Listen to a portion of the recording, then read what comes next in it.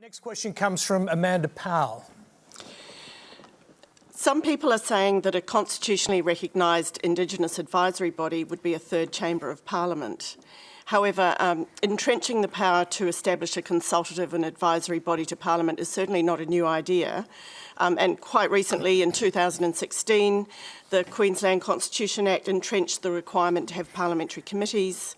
Another example, New Zealand set up a Parliamentary Commissioner for the Environment in 1986, and New Zealand's had a Parliamentary Maori Affairs Committee since the late 19th century.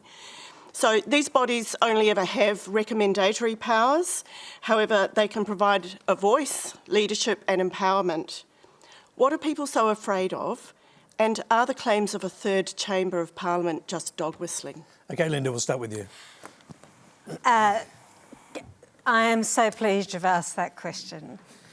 I want to say once and for all, and draw a line under it for the naysayers, a voice to the Parliament is not, never has been perceived, and it will not be a third chamber. It is a nonsense, and it's mischievous to even describe it as that, as you've realised.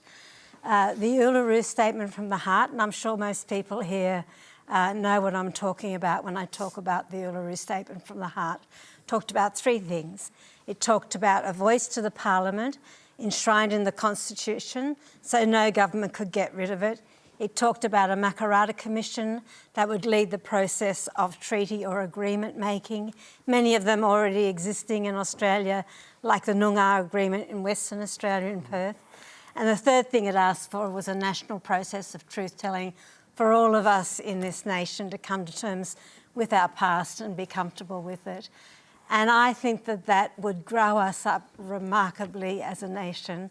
Labor has said to the government, we will work closely with you. Rebecca and I have spoken about it. We will work closely together. There is a long way to go with this discussion, and I believe that having an Indigenous voice to the Parliament would be beneficial to everyone, but most beneficial to issues like Hayden's raised and others. That's the social justice outcomes for First Nations people, which are frankly atrocious. Okay, thank you. A couple of quick questions. Ken Wyatt seems to be moving towards a legislated model, not a model built into the Constitution. Is that a compromise that you might be prepared to make? I know that the voice, as part of the Uluru Statement, is meant to be in the Constitution, but the pressure will be for it to be outside the Constitution. That's coming from Peter Dutton, among others. The Prime Minister seems to agree. If this is too hard a rock to push uphill, will you compromise and have it outside the Constitution? Oh, well, three things, Tony. At the moment, I am not talking about, and the Labor Party is not talking about, compromise. But we are talking about working as collaboratively as possible with the government, and who knows where we'll end up in a year or two's time. The most important thing is to hear from the voice of First Nations people. And I know very much from my own discussions and consultations that people want a voice to the Parliament that has surety. We are still very burnt by the experience of ATSIC, which was gotten rid of by, I think it was John Howard and Amanda Vanstone was the minister.